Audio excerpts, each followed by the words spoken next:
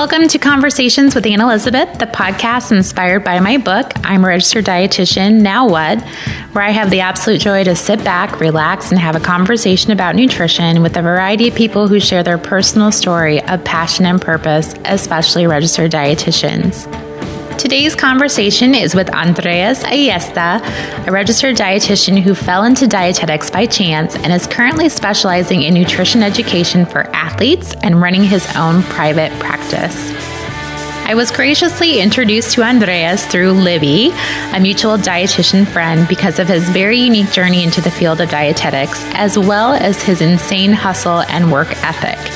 Andres has a winding road to becoming a dietitian, but it has the most sincere passion for our profession. What I enjoy most is his videos, where you can catch him delivering some great information on intermittent fasting and the ketogenic diet on his website and Facebook page.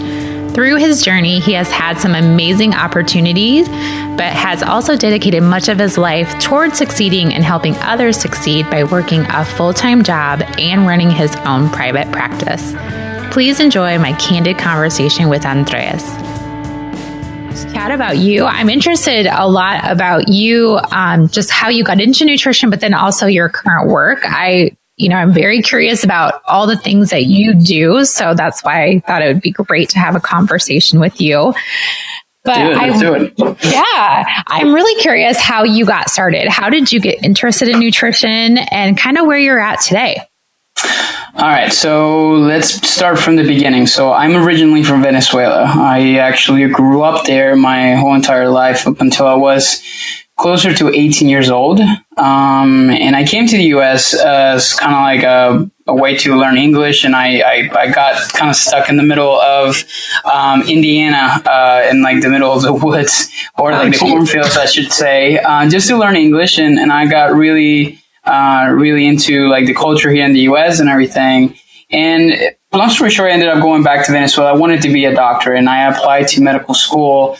And unfortunately, I was not able to get in. It was a very complicated process, and it was very competitive. 10,000 people applied and only 3 people got in. I was in the 500. So I was pretty close. Oh my gosh. But I couldn't get to that point. But there was a kind of like a way that you can still get into med school, which is actually through nutrition school. So back then, when I started in Central University of Venezuela in Caracas, which is in the capital, the nutrition school or like the dietetic school was still part of the faculty of medicine or the school of medicine.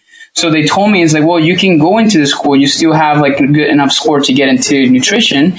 And then you can just switch over into medicine school, into med school. And I'm like, okay, that sounds perfect. I'll do this for like 1 or 2 semesters and I'll jump right into it.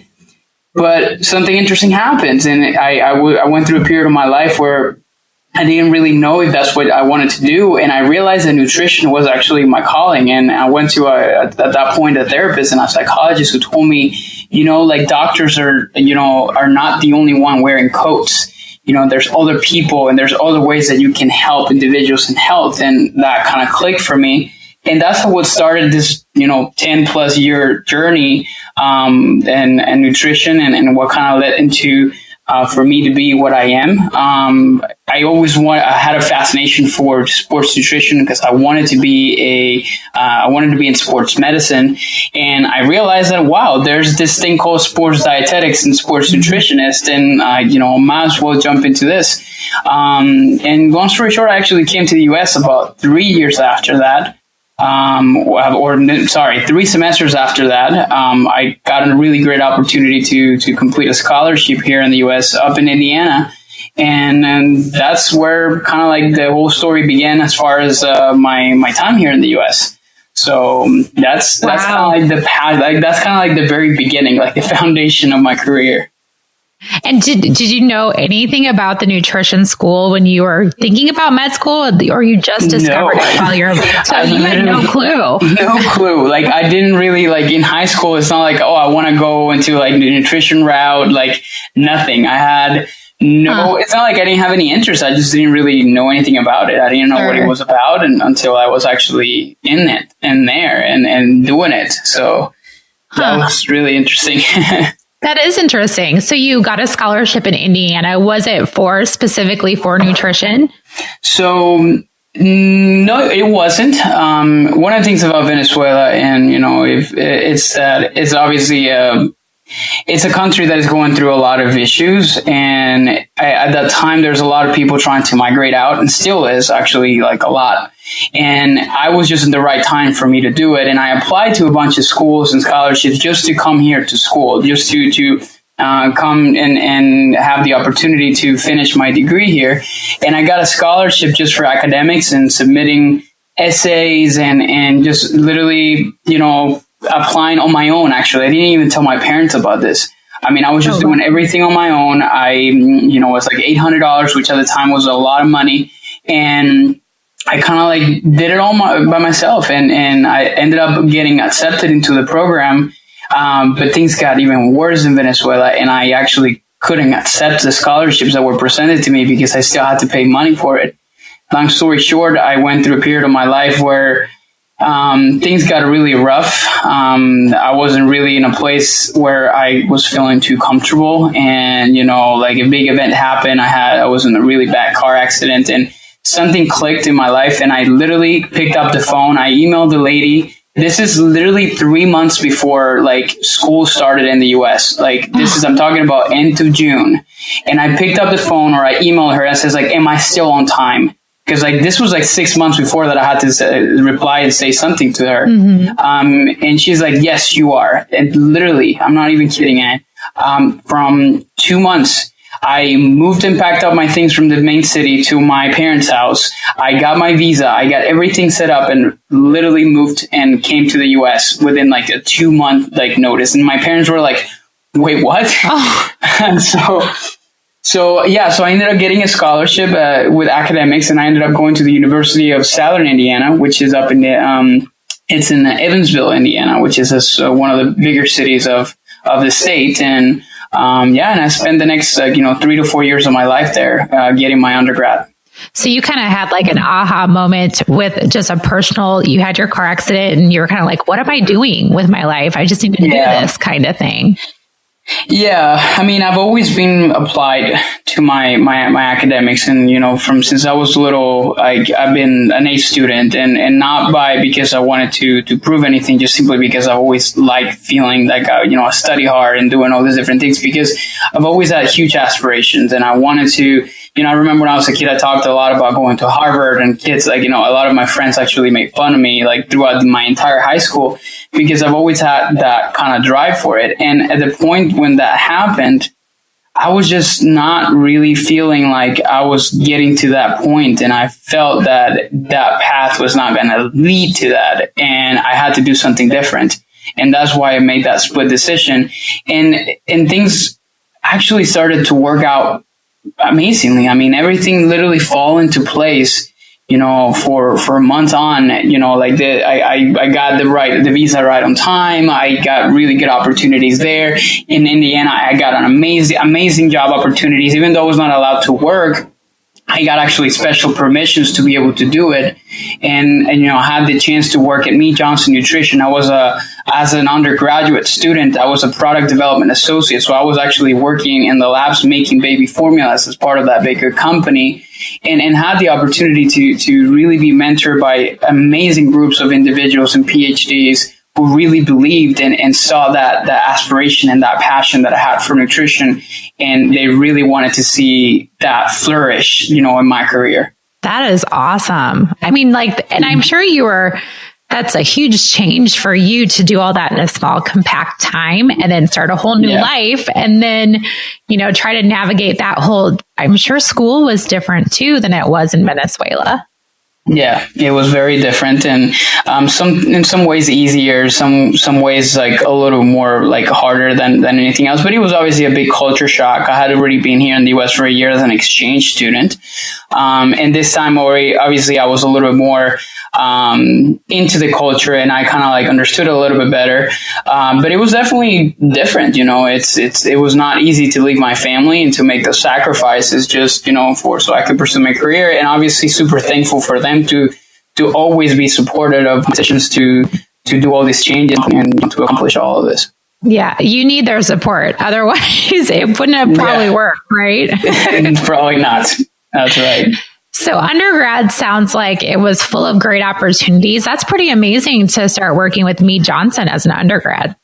Yeah, that was a good time. I had the opportunity to work under, he was at the time one of my food science professors, and we clicked. He was from Dominican Republic, so, we had similar backgrounds, and he actually came here to the U.S. as an immigrant too. And he was a PhD, super smart guy, and he literally brought me in and said, I want you to, there's an opportunity to work here and this big company and doing all these different things. And I mean, honestly, the kinds of research that we were doing there was fascinating. It was, trying to understand different kinds of proteins and in human milk and what kind of ways that we can mimic this and turn it into a formula. And so I work with insane, people that were like insanely smart, and that got me super into this whole, I realized I didn't want to be a lab technician. I didn't really want to work in a lab. Sure. So that actually opened my eyes to that aspect of things. But I learned an insane amount of experience doing that, and even completing like research projects. I even formulated my own supplement when I was an undergrad. Did you really? Thanks to one of my honor projects, because I was part of like the honor program at my undergrad, was that I just need to come up with something. And my mentor, who was also happened to be my boss at Mead Johnson, he supported the idea of me creating a sports nutrition supplement for endurance athletes. And I went through the whole entire process of product profiling and, sensory, testing and combining different things. And I would actually put all my gear and everything, and I would go into the tumblers and mix powders and doing all these different things. And I created my own supplement that obviously I didn't really like sell or anything like that, but I just went through the process of creating a supplement, and what it would look like. And that was a really rich experience and definitely something that taught me a lot. Oh yeah. You wouldn't that's a once in a lifetime experience, I would say. Absolutely. Oh, how neat. So did you do that throughout your whole undergrad then, or you said a couple years of your undergrad? It was, I started planning it when I was a junior in college. And then my entire senior year was, as part of my job, I was just kind of dedicated to that. I had to write like a big, it was not a thesis, but it looked like a thesis. It was like as long as one on, whey protein. And, it was basically a whey protein supplement with carbohydrates. So it's meant to be for recovery and also to provide enough, carbohydrate for energy for athletes. So I had to do a lot of research on to like whey protein and doing, kind of like how to use it and all that kinds of stuff. And obviously write a big paper on it, on top of presenting the product. And at the end, we had to do a full-blown presentation on it and everything. So, wow. That was like a year-long process. So it was really interesting. Did it taste good? It did, but then when we went through sensory, so sensory testing is actually conducted in like a very dark room. So people are not allowed to be able to see the powder, or it's usually like a color graded type of room where they cannot really distinguish that and they cannot smell. So essentially they go through the process and then they give them different cards where you have to like write down specific like flavor profiles. This is an expert panel technically supposed to be. This was just my professors and my bosses. They're not expert panels in sensory, but at least they kind of taught me how this would go in there. And obviously they had their kind of opinions of it. It wasn't the greatest tasting product, but it wasn't terrible. It wasn't awful. You probably have had worse. Yeah, I think I ended up like using it on my own for like just like the little product that I made. So yeah, it wasn't bad. You created it, so yeah, for sure. So undergrad sounds like it was a great experience. You kind of learned a lot, and you really still felt connected to the nutrition profession during that time. Yeah. Mm-hmm. And that is a big thing too, because I did a few things during my undergrad because I tried to get involved as much as I could. One of the things that my Dr. McCullough, she was my advisor, amazing person. And this is the other part that I actually forgot to mention. When I got to USI, to University of Southern Indiana, they didn't really tell me what a dietetics program was. Like I didn't know that I had to be in a DPG program, like or not a DPG. What's it called? Like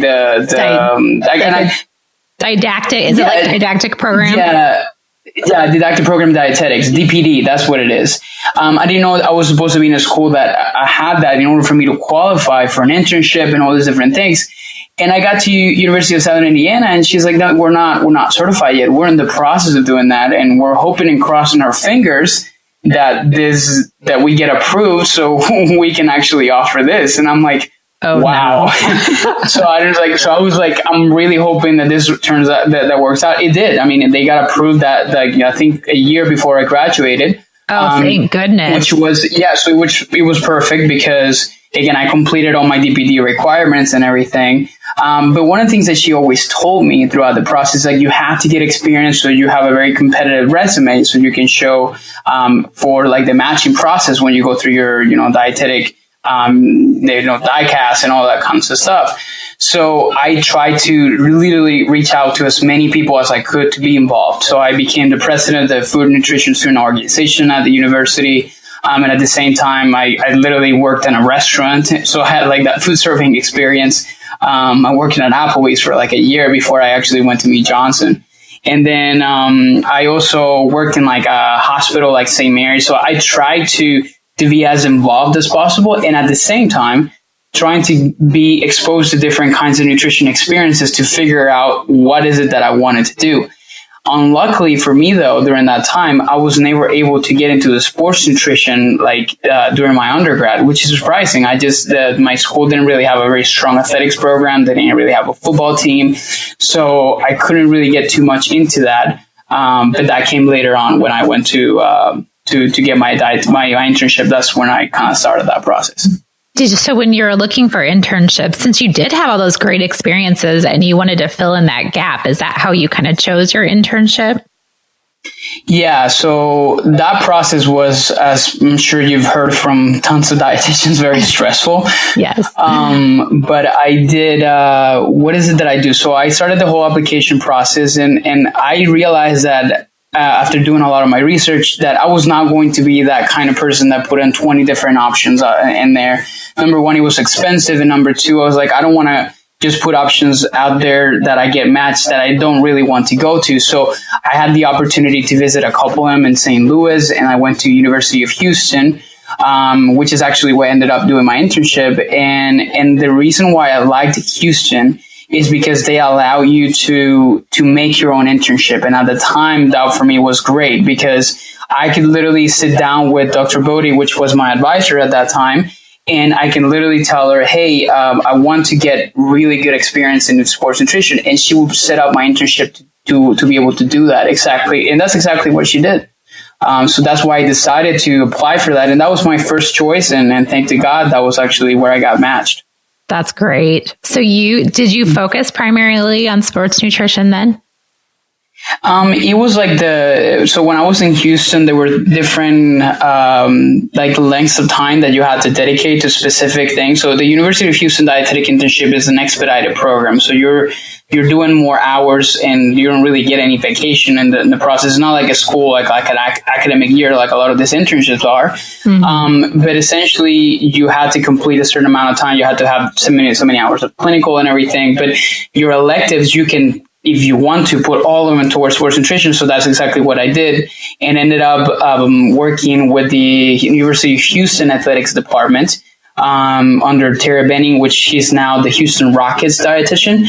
And that's kind of like what kind of got me started on the whole sports nutrition route. And 4 weeks in that specific internship was a long time compared to other rotations that I did. So I would say that that was probably my focus, but I still spent, a good 3 to 4 months on my clinical rotations as well. So how exciting was that work? Were you at the university and you're like, this is what I want to do? Sports nutrition is my jam. I love this. Yes. It has its ups and downs. Like, honestly, it was very, not shocking, but it was a lot of work. Mainly because when I got there, it was, during, football season, or like their preseason, which is football camp. And any sports dietitian listening to this will probably know that, that is really the trend of sports nutrition, through that process, because this is when the football players come in for camp, and they're training twice a day, and you have to feed them like breakfast, and you have to be there for like their last meal, which is at 8 or 9 o'clock. So you're spending closer to 14 to 15 hours daily working with these guys. So it was definitely like, wow, like this is a lot of work. I was super excited about it, no doubt, but it was definitely eye-opening as to what it really took to apply sports nutrition into that specific application. I realized one thing though, and I realized that collegiate athletics was not really what kind of got me too excited. So I wanted, after I finished that, I was like, okay, I got this done. I realized that I love doing the whole sports nutrition aspect of things, but I don't think maybe college is the right niche for me. So I want to continue to explore. And obviously I continue my internship, and there's more job opportunities that came along that, we can talk about more of how I shaped my career as a sports dietitian. Yeah. So how long was your internship? I'm just always curious. I think it was so it started in end of June or beginning of July, and I lasted until February of the year after. So it was technically closer to 7 to 8 months. So pretty fast. It was a pretty fast one. Yeah, it was a fast track one. I did get the chance to work in some really cool, like the Texas Medical Center. And one of the most notable experiences, I think, that almost got me to realize that maybe I wanted to do clinical actually was when I worked in Bentop Hospital, which is a big county hospital where you get to see some of the craziest things like out there. And what I liked about so much of Bentop and that specific rotation that I did is like dietitians mattered so much in that place. And the main reason for it is because it was a teaching hospital. And literally, and I'm not saying that they don't in all their kinds of settings, but, in all their clinical settings, sometimes like the dietitian doctor relationship, it depends on the culture of the hospital. It's not always the greatest or not always what we want it to be. But this place, the moment that I got there, first of all, very young dietitians, and these doctors and residents, like literally they looked at dietitians like they were the doctors, because, you have to go through TPNs and tube feedings and things like that. And like the dietitians would be the ones to call for those kinds of things. And like they would not listen to anybody else but that. So that got me excited about it. And I said, well, if I'm going to go into the clinical route, I'd like to become an ICU dietitian or a trauma dietitian, to work in those kinds of hospitals, because this is super fast paced and really exciting environment. Of course, I didn't really do that, but, it's definitely something that really got me excited about that specific aspect of dietetics.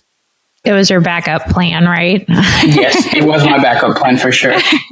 But that is true. I agree with you. Like that place in the hospital, that specific entity makes dietitians very important. So that is a nice thing to feel when you're a student. Yes, absolutely. It was really good to see.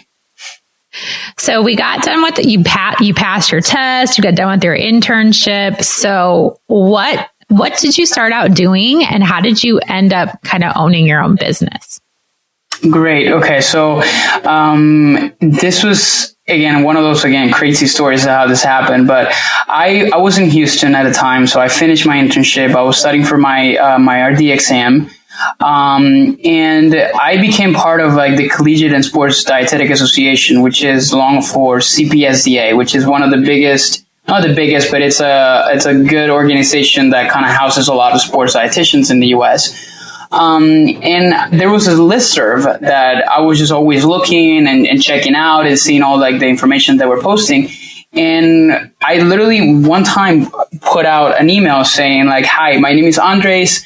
I am a registered. I'm going to be an RD, or I was just a RD to be. I'm going to be taking my exam and my test in the next couple months or so, like that. Here's my resume. I'm super interested in sports nutrition. Would love to have any opportunity to work for any of you guys or something like that. This is a public forum, a public listserv, and I got a reply from the one that became my boss later on, which was Stephanie Wilson. She's the head of nutrition for the Toronto Blue Jays now in MLB. But she said, well, we actually may have some opportunities here at IMG Academy, which is a big sports performance facility in Florida. And would you be interested in applying? And I would say, okay, perfect. Yeah, let's do it.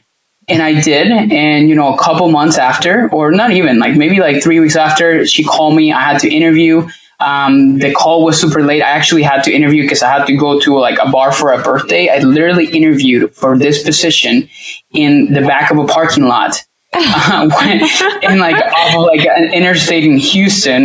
Don't tell me how I did that, but I literally had an hour interview and sitting behind a car and really covering my phone every time cars will go by and people drunk people come out yelling. So that was my experience with that interview. But believe it or not, things work out the way they're supposed to. And I got a call to offer me the job, and they said, Here's the catch though. You're not an RD yet, so your pay is going to be significantly different if you don't take your RD exam, or if you come here without having taken the RD exam. So this is literally, they told me that 2 weeks before I was supposed to start, and I had not taken my test, and I was not really planning to do it that quick. Well, long story short, I took the test I took it on a Wednesday. And on a Saturday, I was actually packing all my bags and heading over to Florida from Houston. Oh my gosh. You do things that you're good under pressure, I can tell. I am good. Well, it's like what I was telling you about my clinical experience. I like the clinical setting because it was very fast paced. Yeah. And, for this, it was the same way. I had to literally resume all my studying. I hate to admit this, but I'm a big procrastinator in some things, and my studying was not to the point that what I wanted to be. But I'm you know what, I need to do this, and I studied day and night. I got everything done. I went and took the test. I came out. They gave me a little printout results, and I'm like, thank God. And literally I drove 17 hours from Houston, Texas to Bradenton, Florida. And that's where I started my nutrition coaching as a sports dietitian. And that's where I started gaining a lot of that experience. I work with professional athletes, NFL. It was an amazing opportunity working with, people from all over the places, tennis athletes. And after that, I realized, I wanted to still get my master's. So, fast forward a little bit to tell you how I started my business. But after I finished this whole process, here's a problem that I started to encounter is that my immigration status was starting to lapse because I was not already in school, and they gave me a year to work in the US, legally. And that year was almost up, and I was freaking out. And that was a point in my life where I actually started to think that I may have to go back home and not continue to pursue what I've always dreamed of pursuing. And things that back at home were not good at all. They were worse. So I was I don't want to do this. So I started looking into other countries to move to. And I ended up getting an internship as part of IMG through Gatorade. They gave me an amazing opportunity. This was a very groundbreaking, new opportunity that Gatorade was sponsoring 6 sites nationwide to sponsor 6 students to become sports dietitians. So it was called the Gatorade Sports Nutrition Immersion Program. It's a long for SNP. And I got accepted to that. I applied, and it was actually the same site that I was already working at, which was IMG Academy. That granted me the opportunity to also extend my work authorization and to be here for a little bit longer, which ended up working out perfectly, and after that, and doing this thing at the same time, I had to get my master's degree. So again, this is a big loop on how this whole entire thing happened. But there was a point in my life where I was working in Bradenton, Florida. I was doing the internship at IMG at the same time I was working there. And I had to complete my master's so I could keep my immigration status. And my master's was in UCF in Orlando, which was 2.5 hours away. So on Mondays, I would go to work at IMG. At 2:00, I requested permission to leave. So I would drive 2.5 hours to go to class in Orlando. I would crash in my friend's couch that he was living in Orlando at the time. Wake up on Tuesday, spend the entire day in the library making sure I got all my schoolwork because I had a class at 6:00 that Tuesday night. And then around 10 o'clock, when that class ended at nighttime, I would drive back to Bradenton 2.5 hours, get there around midnight, work Wednesday, Thursday, Friday, Saturday, since I actually had to make up a day, and repeat it all over again. And I did that for an entire semester. Yeah, that was, wow. That was like pretty stressful time for me. Yeah, that sounds but I, do you have that feeling of you can do anything hard for a short period of time? Yeah, I mean, honestly, I'm pretty hardcore when it comes down to like my work and my vision and my aspirations, and I could actually do it for longer, but obviously that took a toll on me at some point, and it was just enough time. It was just a semester before I actually finished my internship, and that's when I moved to Orlando to actually just dedicate myself full time to my master's degree, that's when my business started. Which was 2014. Yes, it would be 2015. It's been 3 years since I founded Viva Nutrition. So I guess I can tell a little bit about how that whole process got started. Yes, please do. So Viva Nutrition was an initiative that just literally came out of the nowhere, and lots of lessons learned in the process. But my friends from Venezuela, they were starting a venture to opening up a CrossFit gym in Orlando. And I became really good friends with them. And they said, we would like to actually offer a nutrition component to our members. And this is a really good opportunity to you to actually have accessibility to, 50 to 100 members and sell them your services.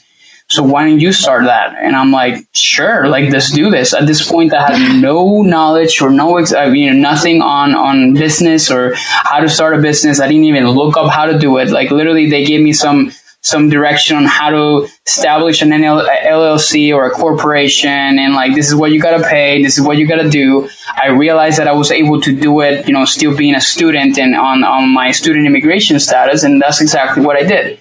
Now, nobody told me, first off, that those 50, 100 members that they were telling me that, yeah, you're going to have access to that not all of them are going to buy your product. In fact, only 2 or 3 actually did at the beginning. So then at that point, I'm like, holy crap, like, what do I do now? Like, I didn't know anything about establishing this. Like, what do I need to do? Like, how do I capture clients? How do I do this? So, I mean, I ended up starting my business in 2015, but it was so challenging because I was really struggling, financially, because one, I didn't really have money to invest. And I was just literally like, I didn't really have a job because I couldn't really do much work outside of like school because of my immigration status, and that really had a huge limitation on me. So it really was like the first like year and a half or so was really tough. It got to a point where after I was done, I had to get a part-time job because I wasn't doing things right. And I'm saying that I wasn't doing things right. I just didn't know how to, So it was difficult, but that's kind of like the beginning of Viva Nutrition, which is what I still run right now, and I still found it, from that point on. Is that, and so like when you think about your situation, like a lot of us dietetic students and nutrition professionals don't really get that education on business. So like you having to navigate that by yourself, like how difficult is that to really figure out all the ins and outs? There's definitely a lot of ups and downs, and really, I mean, I'm really thankful the era that we're living at right now, because I feel like there's a lot of opportunities for you to learn without having to go to school. In fact, when it comes down to business, I think a huge majority of like either dietitians in business or other business people that are starting their own businesses don't have that kind of education because they have the accessibility to that education sometimes for free online. So, and that's exactly what I did. It was a lot of trial and error. It was a lot of YouTubing and a lot of, reading people's stories and how they got started and trying things out here and there. And honestly, Anne, it's been, up to this point, I'm still learning how to create really good offers for my clients and how to position myself within, my specific niche and really understanding how to develop a business. And, for dietitians that are starting, it's definitely, it's a challenge, but I feel that if we can obviously get them to start early and say like, hey, like learn about this, learn what are some of the things of social media marketing and all these different areas, I feel like obviously there's going to be a better place for us moving forward, you know? And those are the things that I literally struggle with. But as a business owner, I became really good at, there's a few things that I'm so thankful for this process because I got super into a couple things. Number one, I realized that a huge hobby of mine is video production and video editing. So now I invest a lot of my money when it's not in my business or in my personal life. I invest money on video production equipment, which is extremely expensive. It's a very expensive hobby to have.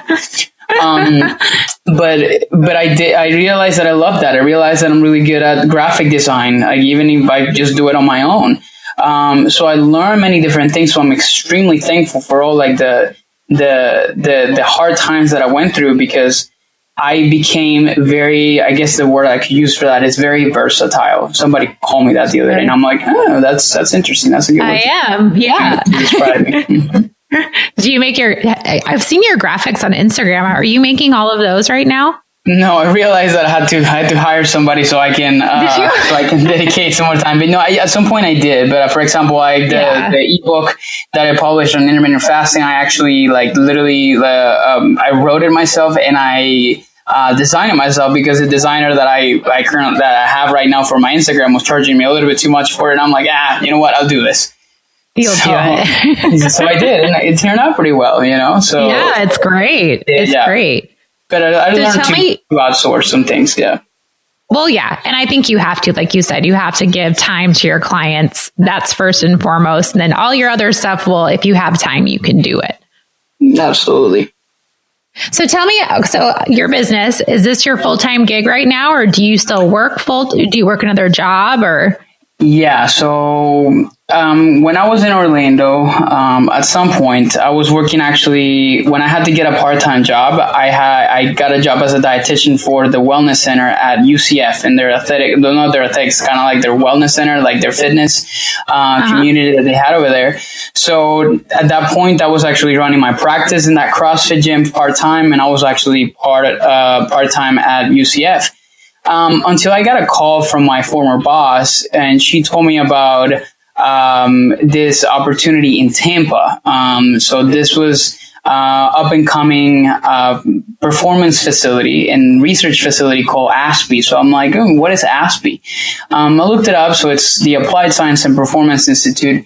And they needed somebody to run their NFL Combine program. So an NFL Combine program is essentially a short 8 to 12 week training kind of package in which NFL prospects or like guys coming off of college are actually training so they can showcase their abilities, their athletic abilities, either at the Indianapolis NFL Combine, which happens every year in February, or in something called their Pro Day, which is in March. And all the kids go to their schools and there's scouts from NFL teams that come and see them.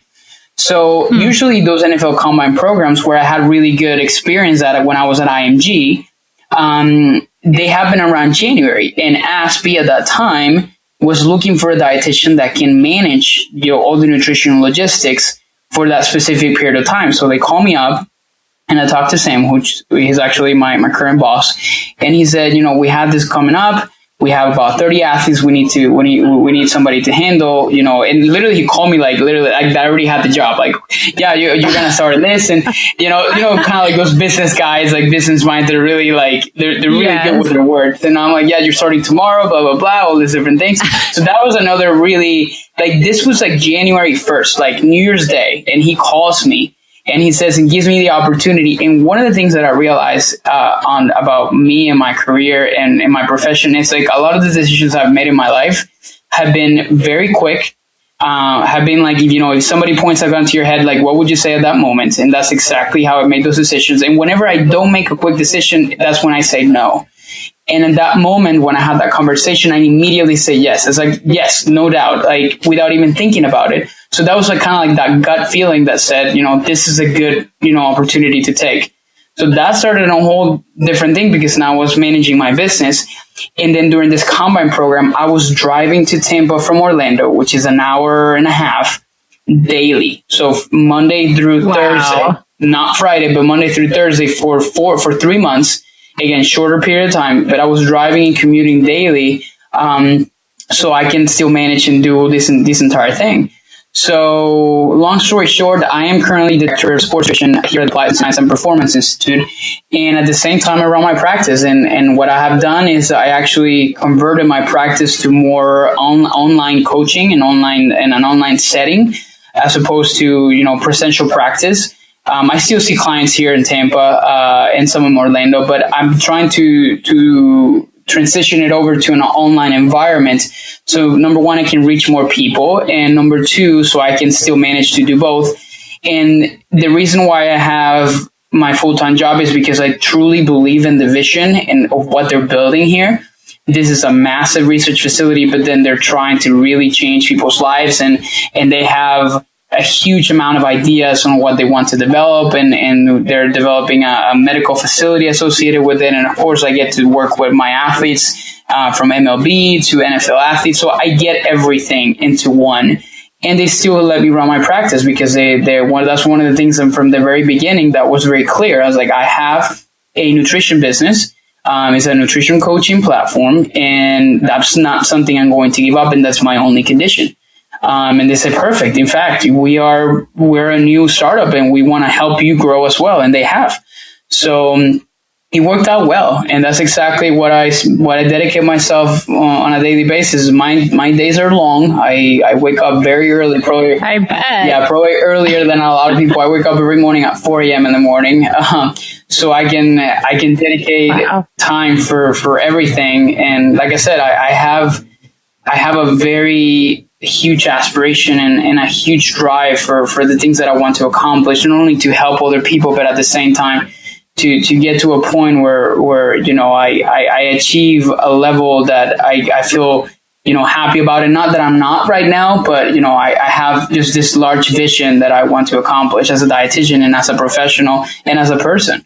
So that's what my day-to-day looks like right now. Wow. Well, and I think I saw a post that you do get up early because you like to spend some quiet time and you like to kind of focus and kind of get your mindset ready to go. And do you exercise? Yeah. Do you exercise in the morning too before you start your day? I used to. Okay. Like my fitness journey started in IMG Academy, and I used to work out every morning at around 5 or 6 with one of my buddies who's a strength and conditioning coach. But now I changed that routine a little bit. So now my times in the morning are dedicated to, number one, drink my coffee, number two, journal. So I always, every morning, I write things down I have my little journal and write my thoughts. Sometimes they're positive, sometimes they're negatives, but it's a way for me to unload and to really get everything on paper. And I meditate, not daily, but I meditate at least 3 to 4 times a week. For 10 minutes, something quick, something guided, or sometimes it's just for me to sit there and breathe. And then I read books on entrepreneurship, business. Sometimes they're just like personal help or self-help books, or sometimes they're just fiction or just fun books to read. And I read about 10 to 20 pages every morning. That's kind of like my routine. And then after that, I start off with usually my business. So whether it's creating content for my page or writing blog articles or shooting videos, like literally, we live in a complex, in an apartment complex, and they have a conference room, and I'm probably the only guy shooting videos at like 5:30 in the morning. When people drive by, they're probably like, "What is this guy doing?" He's too awake. So, yeah. And then, are you living in Tampa then? So, are you still commuting, or are you located where your job is? No, thank God I'm not. Okay, so when my lease expired in Orlando back in last September, me and at the time she was my girlfriend, now she's my fiance. We decided to take the leap and move to Tampa. We've been here for closer to a year. In September, it's going to be a year since we moved here. We loved it. I grew up in a place like this by the water. Like literally my office, I have a window and I can see like the ocean from here. So I definitely cannot be beat.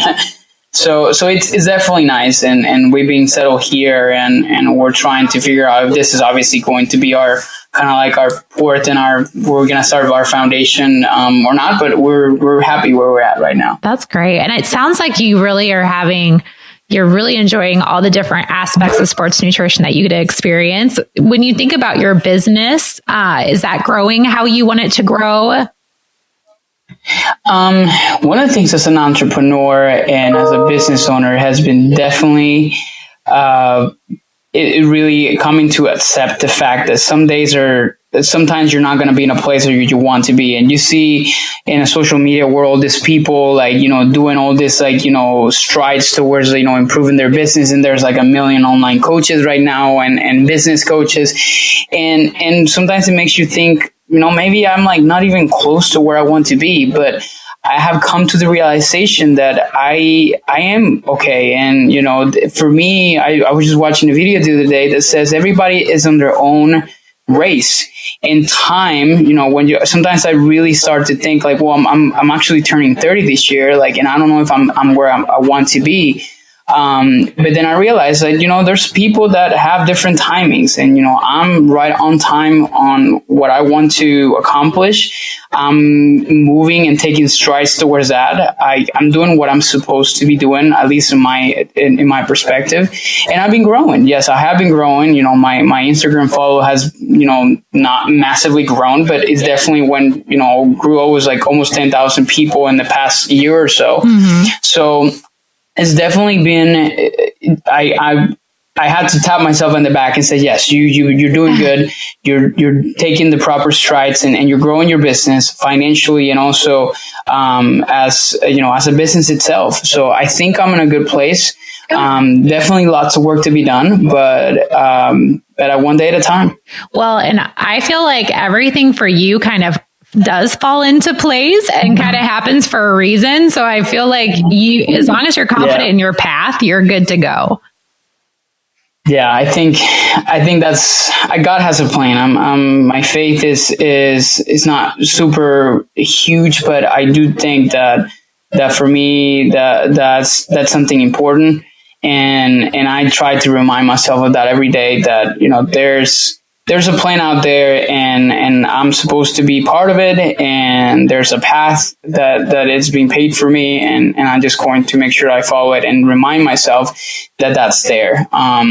And sometimes when I feel down, which happens, I was just reading a post from a social media influencer the other day, and she literally listed, these have been my emotions this past week. And she listed like 20 things. Like I cried. I woke up super happy. I'm super jumping of joy. My business is growing so fast. And then on other days you're feeling like crap. And that's kind of like what I go through sometimes on a weekly basis. But I realize that that's just part of the whole process. Mm-hmm. And you learn to accept that. So what does the future look like for you? You said you have, I know you're a very goal-oriented person. So what is the ultimate goal for you? My ultimate goal, and I guess like my why, is it's always been to, first off, I went through periods of my life with my family when I was growing up where we didn't really have much. And one of the things I told myself is I would never, and my family has been amazing to me and I owe everything to them. But, I don't ever want to go through something like that again. And that's kind of like what gets me up in the morning and drives me to do the things that I do. So I want to reach a state of freedom in which I can, whatever that may look like, whether that's, like a massive business or simply me coaching clients all around the world, and being able to feel joy and to enjoy my life and my time with my family, with my fiance, when we have kids, and have that freedom financially and emotionally to do whatever I want. I don't want to continue to be on a hamster wheel in which I feel like work is a duty, but rather I get to do this. And I think I'm not going to say like I'm there, but I'm learning to realize that, I'm doing what I love and I'm growing something too. I'm building my own, I call it my little empire. And yes. Yeah. And we're all building our own little empires. Everybody is. Yes. You with your podcast, me with my online coaching platform, and also here being part of ASCAP. And honestly, the future for me looks like like one in which I can have the freedom to say that I can do whatever I want and not having to feel restrained. That's great. And that's, you know what, at the end of the day, if you can say that and that's what you're headed towards, that's so important, because that's all you need is those goals. So that's great. I do have to ask, how did you get into, keto and intermittent fasting? Like, how did your interest start with that? Oh, yeah, that's a great question. So when I was getting my master's, I started reading a lot about fasting, and I wanted to do my thesis for my master's degree was actually intermittent fasting and performance, and whether or not fasting would affect people, for example, like Ramadan and Muslims, and whether or not they would actually have a disadvantage. And I ended up writing the paper and realized that there's a lot of benefits in there, and that got me super interested in it. And then I started writing a lot about it. I implemented it myself, and through almost a year, every time I'm trying something new, whether it's keto or fasting, I always tell myself I'm going to commit to this regardless whether it works or not, for 6 months to 12 months. And that is a rule for me, because I try to turn it into a lifestyle. So, and I did that. I did intermittent fasting for an entire year, and I loved the feeling of it. And I understood a lot of like the benefits that it had. And now I don't preach it and say like, this is what you got to do, but I teach people about it. I teach people how to follow it, how to, whether or not is the right approach for them. And then the whole entire intermittent fasting research, I ran also into keto and ketogenic diets, and the place where I work at right now, Dr. Ryan Lowry and Dr. Jacob Wilson are huge keto advocates, and they do a lot of research on this area. And obviously they introduced me to it, and we have different channels and marketing channels that are basically work directly with ketogenic diets. And it got me to researching even more about it and understood a lot of the benefits that can come along with them. And I started coaching the whole process of ketogenic, and I spent the past probably like year and a half or 2 years, really focused on intermittent fasting and ketogenic diets, on top of obviously sports nutrition, and really got me into understanding a lot of like there are definitely areas of nutrition that are they're kind of gray in a certain sense, because obviously it's going against the grain of what we've always been taught. From the fasting perspective, we've always been taught in schools we had to eat every 2 to 3 hours. And of course, we had to keep it low fat. That's kind of like the healthy approach to eating. And of course, these two approaches are complete opposites. So definitely was something different, and, but I was open to it. And one of the things that I think makes me different or makes me unique as a dietitian is that I always follow a neutral approach. I'm not a fanatic. I'm not a cult follower. I'm not a person that if I follow keto, like is what I preach and is what I like push. Everybody has a different approach to health, and what works for you may not work for me. And that's exactly what I tell my clients and what I tell people that come through the door. So I wouldn't call myself an expert, but I'm definitely well versed in these two kinds of approaches. And I teach not only dietitians, but at the same time, people on a little bit more about it, so they understand it and they learn it, instead of just Googling it and just trying to do it on their own, So I think that's the biggest mistake that a lot of people are starting to make right now. Well, you're my go-to for when clients ask me about intermittent fasting, because your ebook is great. Thank you. It helped me. Yeah, it helped me give them a good resource, and myself a good resource. And I think other professionals to help teach it for people that want it. Like you said, we have to meet them where they're at on their wellness journey. So thank you for doing that. I appreciate it so much. No problem. I wanted to write something that was like, it was dummy proof. It was simple. It was not super technical and sciencey, so people kind of like had a really good understanding on the historical background and how the whole thing got started and the different type of approaches. And literally, and in one of those, that project, funny enough, is one of those things that I put out for like an entire year. But then when I really got my hands into it, that's when I kind of started working with Libby. She was my business coach for a couple. Yeah, she was amazing. But Libby Rothschild was my business coach for a little while, and she literally got me to a point where like, okay, like let's get some things done, And like, what do you want to do? I was like, I need to finish this intermittent fasting guide. Like, okay, let's set it up as a goal. And I literally did that entire guide you saw in 2 weeks. I wrote it and I edited it and I did everything in 2 weeks. And I had that thing ready and ready to go.